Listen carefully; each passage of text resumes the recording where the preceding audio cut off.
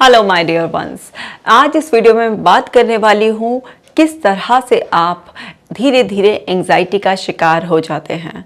मैं एक केस के बारे में बताऊंगी कि किस तरह से इस पर्सन की लाइफ में जो भी अप एंड डाउन्स रहे शुरुआत से और धीरे धीरे इस पर्सन को सीवियर एंजाइटी का शिकार बनाने के पीछे क्या कॉन्शियस और सबकॉन्शियस लेवल पर अंदर मैकेनिज्म ने काम किया और पता भी नहीं चला और ये पर्सन इतना सीवियर डिप्रेशन का शिकार हो गया, एंजाइटी का शिकार हो गया। इसको तरह तरह के फालतू के कन्फ्यूजन्स होने लगे, कभी नींद की प्रॉब्लम होने लगी, रिलेशनशिप में झगड़े रहने लगे, तमाम बहुत सारी प्रॉब्लम्स ने एक साथ अटैक कर दिया।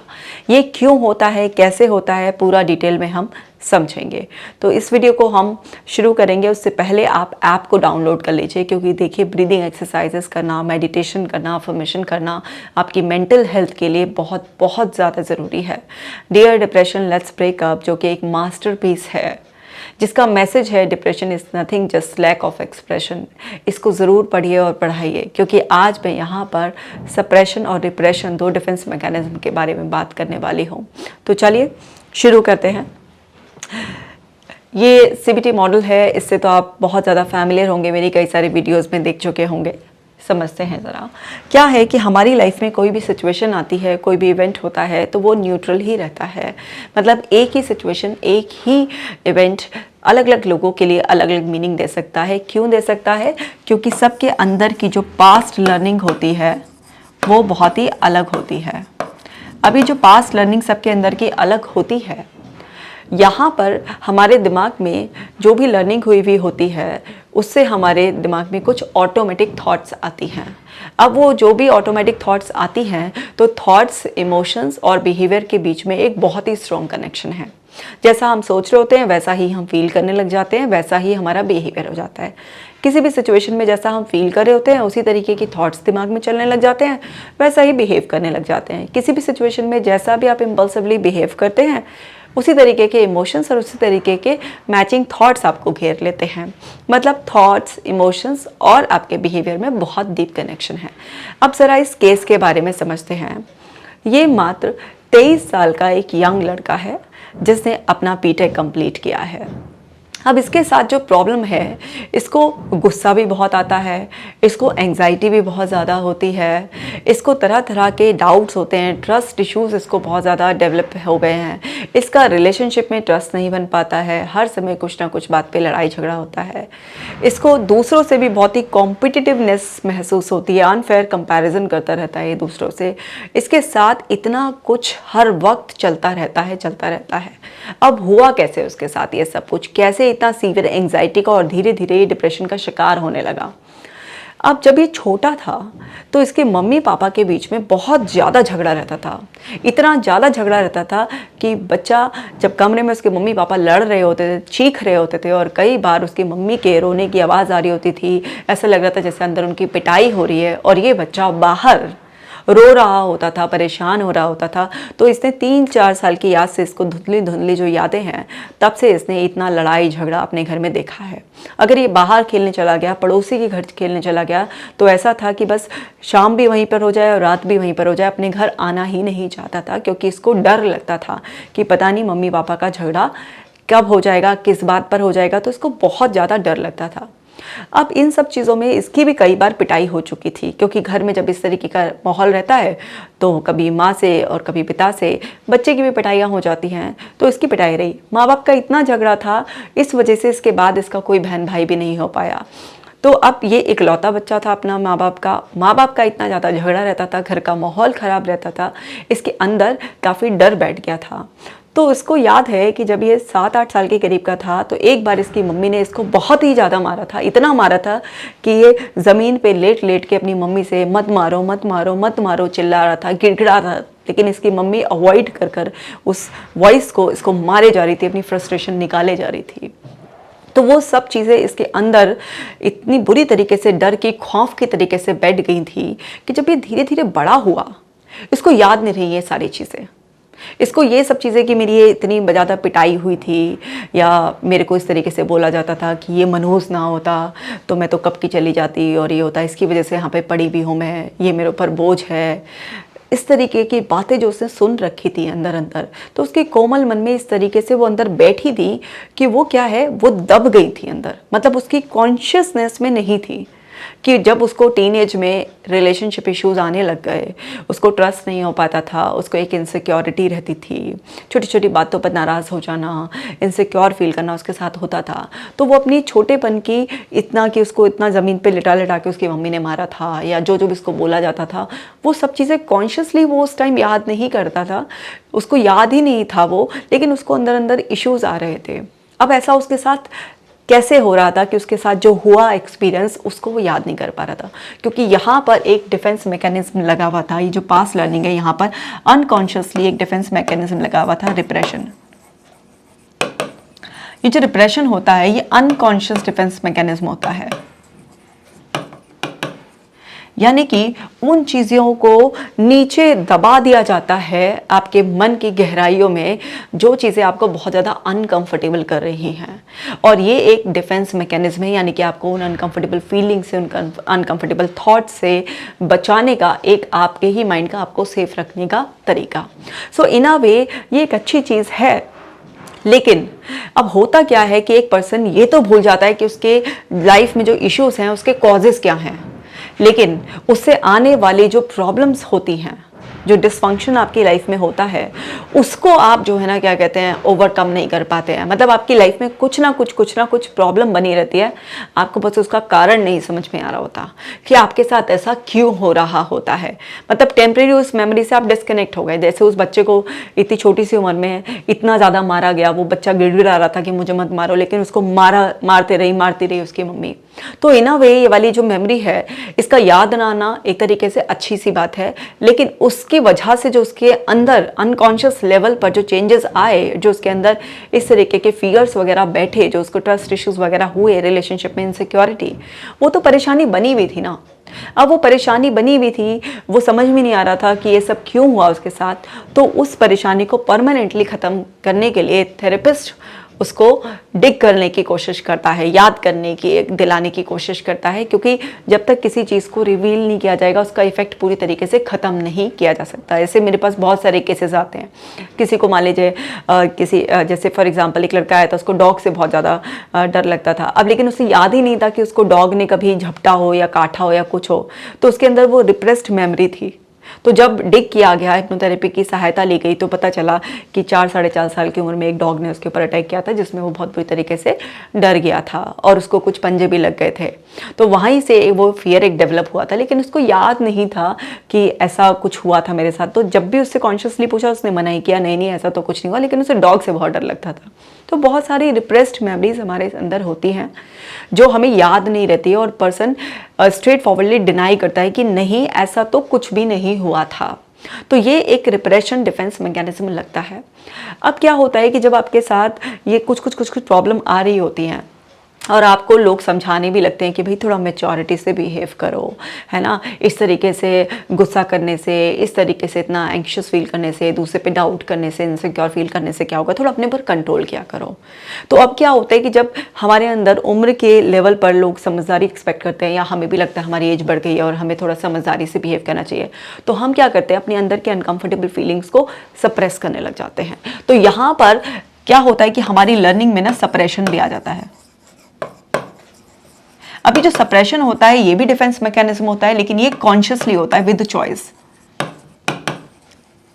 अब देखो कभी कभी तो ना सप्रेस करना बहुत आसान है। अब मान लीजिए फॉर एग्जांपल कोई ओल्ड एज पर्सन है, उसको कोई यंग लड़की को देखकर कुछ लाइक सेक्सुअल इंपल्सेस आ रही हैं, तो अच्छी बात है ना इस चीज़ को, इस डिज़ायर को सप्रेस करना, इसको एक्सप्रेस करना तो सही नहीं है, तो इसको सप्रेस करना सही बात है। मान लीजिए आपको कहीं पर गुस्सा आ रहा है, ठीक है, आपको अपने एंगर इश्यूज़ पर काम करना है, तो वहाँ पर आप अपने कुछ टेक्निक से अपने उस गुस्से को सप्रेस कर रहे हैं और अपने आप को कूल काम करके और फिर थोड़ा सा रिएक्शन दे रहे हैं। तो ये टेक्निक सप्रेशन की यूज़ करना कभी कभी इस तरीके से ज़रूरी है। मान लीजिए आपको बहुत ज़्यादा इच्छा हो रही है, सर्दियों का मौसम चल रहा है और आपको आइसक्रीम खाने की बहुत इच्छा हो रही है, आपको पता है कि आइसक्रीम खाना आपको भारी पड़ जाएगा और आपको बहुत इच्छा हो रही है, आप उस एक इच्छा को सप्रेस कर रहे हैं उस समझदारी, उस विजडम के तहत कि अभी मौसम बहुत ऐसा है और आइसक्रीम खाना नुकसान दे सकता है।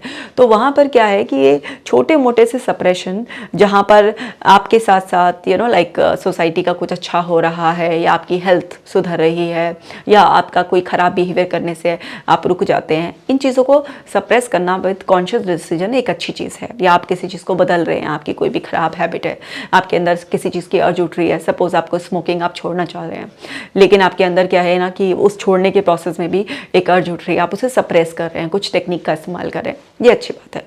लेकिन जब ये सप्रेशन आपके इमोशनल और साइकोलॉजिकल लेवल पर आप ज़रूरत से ज़्यादा करते हैं, आपकी जो इच्छाएं हैं उसको ज़्यादा दबाने की आपको ट्रेनिंग दी जाती है और आपके आसपास हर समय कुछ ख़राब माहौल है लेकिन आप ही को सहना पड़ रहा है, या आपके अंदर जो इश्यूज़ बने हुए हैं उसकी वजह से आपके अंदर बहुत ज़्यादा इम्पल्सेस उठ रहे हैं और आप उसे बार बार सप्रेस कर रहे हैं, तो सप्रेशन जो है ना परवर्जन क्रिएट करता है। यानी कि आपकी इस सप्रेशन की वजह से क्या होता है, आपके अंदर ना विकृति आने लग जाती है, तो परवर्जन क्रिएट होने लगता है। तो अब जब भी ये जो परवर्जन, जिसको हम विकृति कहते हैं, ये आपके अंदर होगी, तो भाई ये विकृति जो होगी वो या तो एंग्जाइटी के रूप में आप उसे आगे पहचानेंगे, या आप उसे डिप्रेशन के रूप में पहचानेंगे, आप उसे कभी वो ओसीडी की फॉर्म में, कभी सोशल फोबिया की फॉर्म में, कभी स्पेसिफिक कोई फियर आप डेवलप कर लेंगे, कई बार वो स्किज़ोफ्रेनिया में कन्वर्ट हो जाएगा, कई बार वो बाइपोलर डिसऑर्डर में कन्वर्ट हो जाएगा, न जाने वो कहते हैं ना किस करवट ऊँट बैठेगा पता ही नहीं चलेगा। तो वो इस तरीके से है।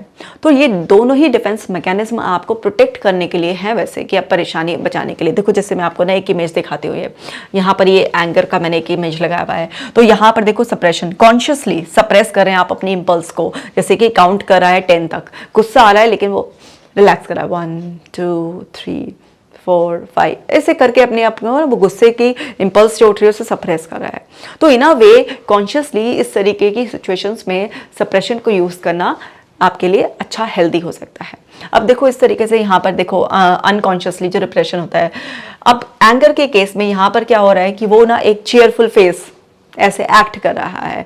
अब ये जो हो रहा है डिप्रेशन, ये अनकॉन्शियसली हो रहा है, मतलब वो सिंपल्स कोई डिनाई कर रहा है, अब ये अनकॉन्शियसली हो रहा है उसके अंदर, मतलब उसको वो चीज़ें कॉन्शियस एफर्ट्स नहीं डालने पड़ रहे हैं। अब कभी कभी ये सब चीज़ें होती हैं तो ठीक रहता है, लेकिन अब इस आदमी को जिसके अंदर डिप्रेशन इतना हुआ है, वो हर गुस्से की सिचुएशन में मुस्कुरा देता है, तो उसके अंदर जो घुटन पैदा हो रही होती है उससे, क्योंकि वो उसके अंदर ऑटोमेटिक रिस्पॉन्स तो आ रहा है, लेकिन उसके अंदर जो घुटन पैदा हो रही होती है वो किसी दिन ऐसा ब्लास्ट होगा समझ में नहीं आएगा। या लोग बोलेंगे तुझे गुस्सा नहीं आता कभी भी किसी भी बात पे, तुझे जेन्युइन बात पे भी नहीं आता कुछ रिएक्शन, कैसा इंसान है तू, लाइक क्यों? क्योंकि उसके अंदर कुछ इस तरीके की रिप्रेस्ड मेमोरीज पड़ी हुई हैं जिसकी वजह से उसके अंदर से वो रिस्पॉन्स आ ही नहीं पा रहा है। तो कई बार क्या होता है, लोगों को उससे कोई फ़र्क ही नहीं पड़ता है और कई बार लोगों को बहुत ज़्यादा फ़र्क पड़ता है। अब किसके साथ कैसा होगा वो तो ये कुछ सर्टेन कहा नहीं जा सकता, सबके अंदर अलग अलग तरीके के एक्सपीरियंसेस होते हैं, तो सबके अंदर रिस्पॉन्सेज जो आते हैं, रिएक्शंस जो आते हैं वो अलग अलग आते हैं।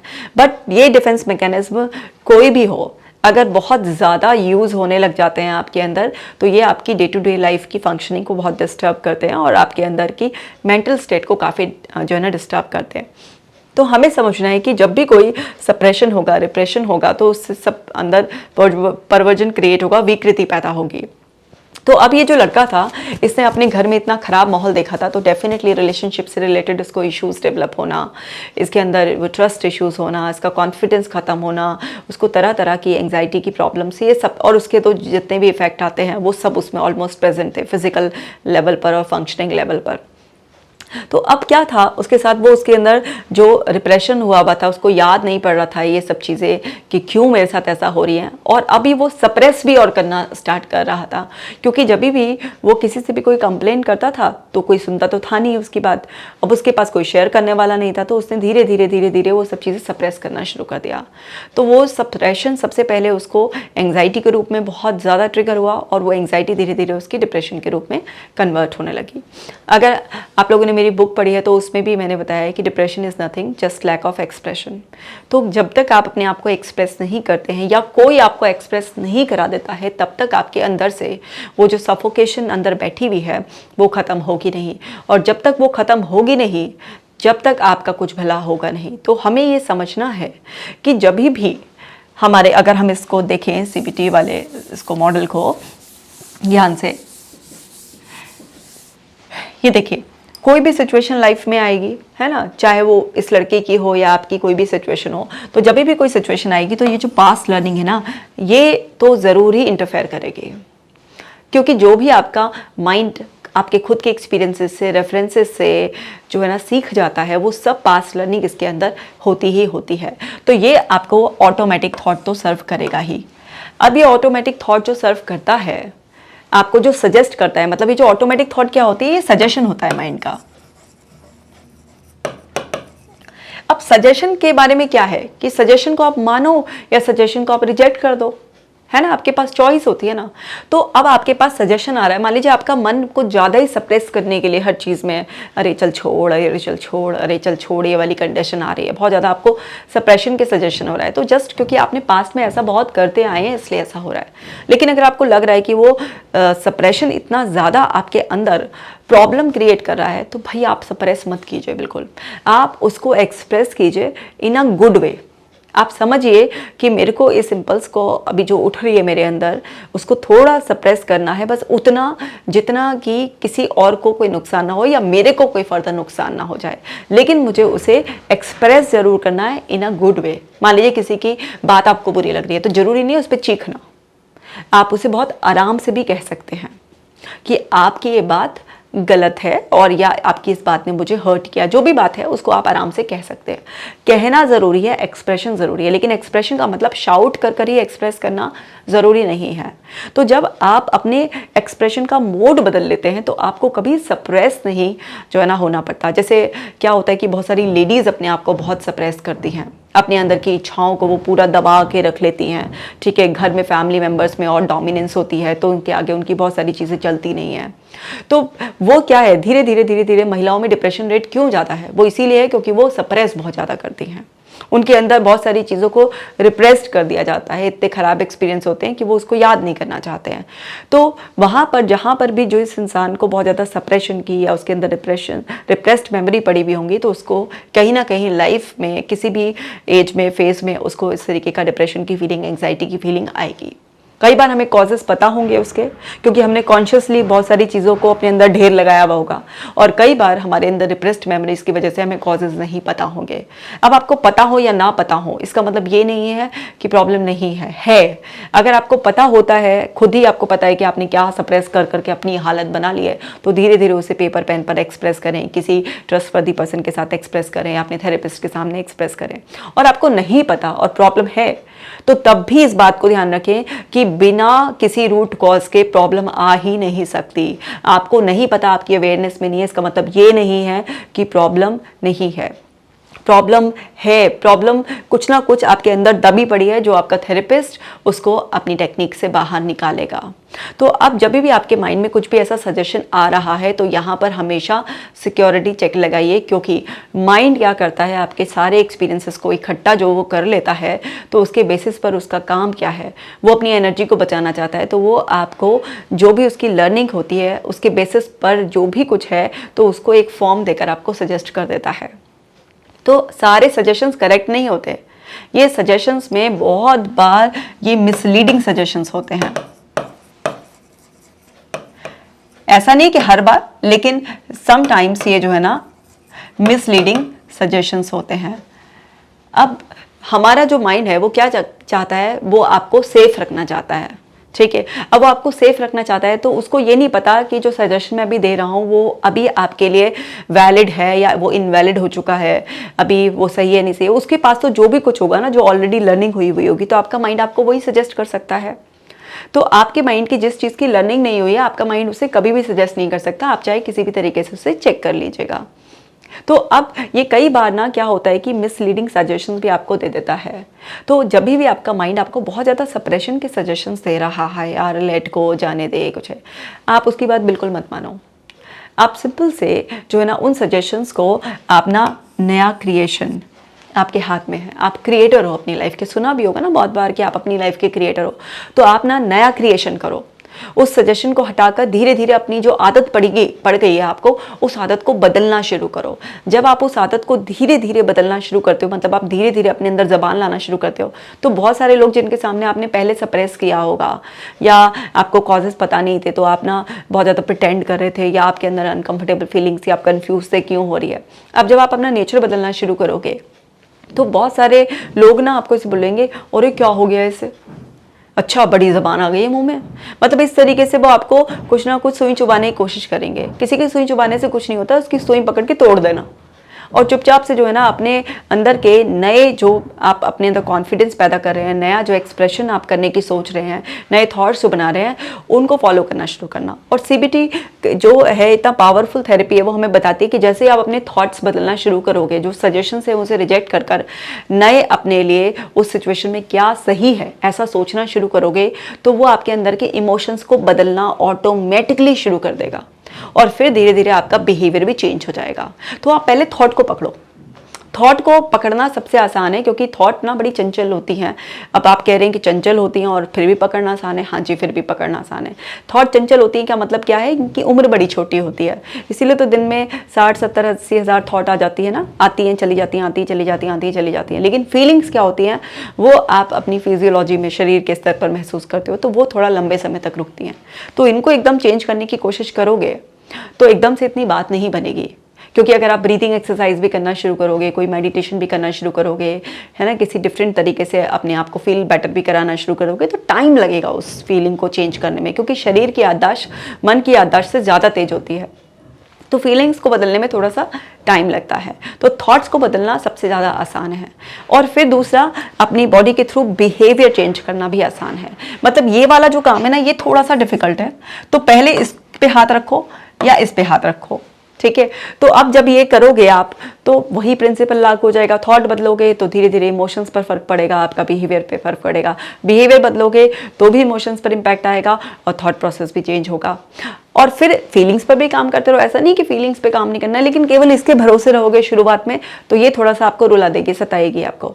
इस पे एक्सरसाइजेस करके, ब्रीदिंग एक्सरसाइज करके, मेडिटेशन वगैरह कर कर आप लगातार इनमें भी सेटल करते रहो। और फिर जब दोनों तरफ से इस पर इम्पैक्ट पड़ेगा तो ये भी जो है ना अपनी स्पीड बढ़ा देगी बदलने की। तो इस तरीके से आप काम करो। अब मैं आपको ये बता रही थी कि जो सजेशंस होते हैं वो मिसलीडिंग भी होते हैं। तो मिसलीडिंग सजेशंस कैसे होते हैं, वो डिस्टॉर्शंस वाले जो होते हैं ना सारे। तो देखो, मैंने डिस्टॉर्शंस पर तो पहले ही सीरीज बनाई हुई है, काफ़ी सारे डिस्टॉर्शंस मैंने बनाए हुए हैं। कंप्लीट तो नहीं बनाए, लेकिन हाँ मैक्सिमम काफ़ी सारे जो मेन पॉपुलर डिस्टॉर्शंस हैं उस पर बनाए हुए हैं। और उसके अलावा आपको अपने डिफेंस मैकेनिज्म भी पता होने चाहिए, ठीक है, कि कौन कौन से डिफेंस मैकेनिज्म है। डिफेंस मैकेनिज्म पे मैंने 2-3 पे ऑलरेडी वीडियो बनाया हुआ है, ठीक है, और भी मैं धीरे धीरे आप लोगों के लिए बना दूंगी। तो आपको पता होना चाहिए कि मेरे अनकॉन्शियस लेवल पर मेरी बिना मर्जी के मेरे अंदर क्या क्या हो सकता है, और जो ये डिस्टॉर्टेड थॉट पैटर्न्स हैं, जो मिसलीडिंग सजेशंस हैं, वो किस किस तरीके के हो सकते हैं। अगर आपने पहले से ही ये 2 चीज़ों का बहुत अच्छी तरीके से पता कर लिया, और साथ के साथ कॉग्निटिव बायसेस का भी, कि किस किस तरफ झुकाव होता है। अब आप लोग कहेंगे तो मैं कॉग्निटिव बायसेस पर भी वीडियोस बनाना शुरू कर दूंगी, है ना। ऐसे बहुत सारी जो ये कंपनीज होती हैं, आप किसी शोरूम पे जाते हैं तो वो बायसेस का इस्तेमाल कर कर आपको कई बार एक्सेस में शॉपिंग करा देते हैं, कई बार आपके माइंडसेट को मैनिपुलेट कर देते हैं। बहुत जगह ऐसे लोग जो जानते हैं किस किस बायस पे आपका दिमाग सोचता है, तो वो आपको ऐसे मैनिपुलेट करते रहते हैं। अगर आप सीखना चाहेंगे इतना डेप्थ में साइकोलॉजी को, तो मैं बना ही दूंगी आपके लिए।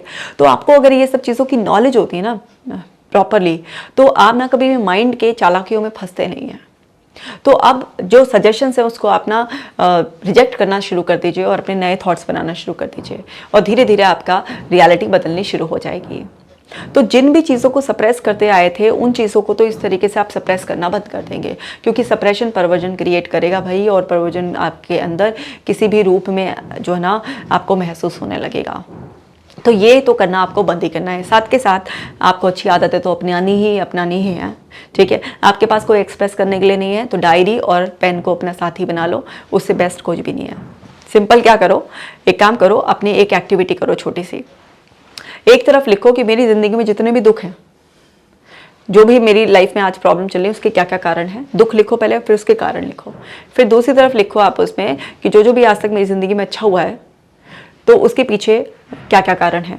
जब आप ये एक्टिविटीज़ करोगे ना ये वाली, तो इससे आपको रियलाइजेशन होगा कि दुख का और सुख का दोनों के कारण के पीछे कहीं ना कहीं मेजर रोल आप ही का है। क्योंकि जब आप कई बार हम जब लिखते हैं एक्टिविटी तो हम ना दूसरों को भी बता देते हैं मेरे दुख का कारण मेरे मम्मी पापा है, मेरे दुख का कारण मेरा बॉयफ्रेंड है, मेरे दुख का कारण ये है, मेरे दुख का कारण वो है, पैसा नहीं है, ये नहीं है, वो नहीं है। तो कई बार हम इस तरीके से भी लिखते हैं और कारण ऐसे बहुत सारे बनाते हैं।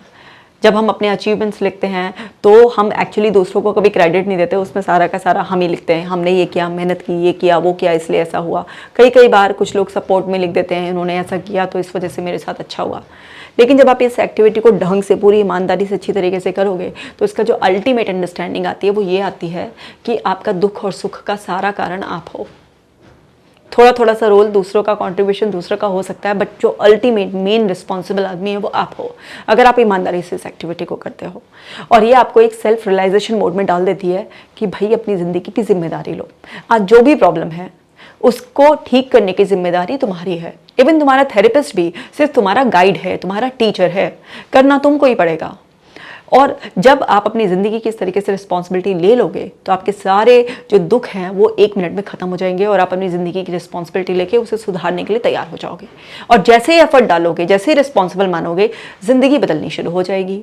फिर क्या ही करेगा सप्रेशन, और क्या ही करेगा डिप्रेशन, और क्या ही करेगा आपकी ज़िंदगी में डिप्रेशन, कोई कुछ नहीं करेगा। और आप मस्त तरीके से अपनी ज़िंदगी जियोगे, कभी हंसोगे और कभी कभी थोड़ा बहुत मुंह लटका लेना भी कोई बड़ी बात नहीं है। ऐसे नॉर्मल है, हम ह्यूमंस हैं, हर समय हम 24 घंटे खुश नहीं रह सकते।